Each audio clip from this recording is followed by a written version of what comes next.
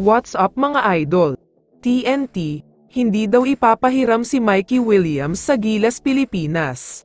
Pero bago mo sana ipagpatuloy ang panonood mo, ay huwag mong kalimutan na mag-subscribe bilang suporta sa aking YouTube channel. Maraming salamat idol. Para sa mga hindi nakakaalam, si Coach Tim na nga ang bagong head coach ng Gilas Pilipinas. Matapos mag-resign itong si Coach Chot, siya na nga ang magiging coach ng Gilas para sa paparating na Asian Games.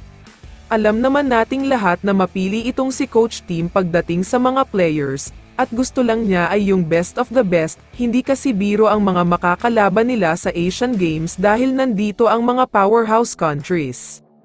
Samantala, madami nga ang mga fans na nagulat matapos nagpa-interview si Coach Tim, at sinabi niyang gusto niyang makuha itong si Mikey Williams sa Gilas, dahil matagal na daw talaga siyang bilib na bilib dito.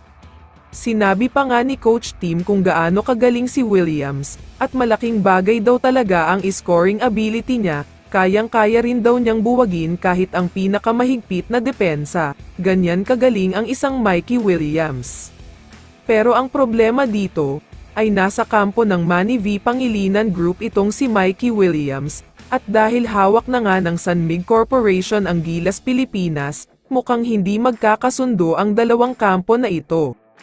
May mga iba't ibang source naman na nagsasabi, na mukhang hindi daw ipapahiram ng TNT itong si Mikey Williams, dahil magfo-focus daw ang mga ito sa ensayo para sa paparating na PBA Governors Cup. Natatakot nga rin daw sila sa posibilidad na magkaroon ito bigla ng injury. Kaya doble ingat lang daw ang ginagawa nila. Ayaw nilang magkaroon ng injury ang star player nila bago pa man magsimula ang bagong PBA season. Kung ako naman ang tatanungin, sana ay hindi totoo ang mga rumors na ito, at sana ay magkaisa sila Boss MVP at Boss RSA, dahil para naman sa bansa ito at para sa gold medal na may uuwi ng Pilipinas.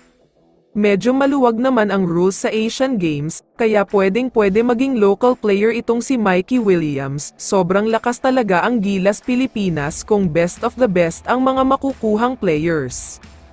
Isipin nyo magsasabay sila Justin Brownlee, Mikey Williams, Christian Standhardinger at iba pang mga Phil-M na player. Sobrang magiging halimaw at unstoppable talaga ang bansang Pilipinas sa Asian Games. Kaya naman kung ikaw ang tatanungin idol, dapat nga bang kunin ng Gilas itong si Mikey Williams?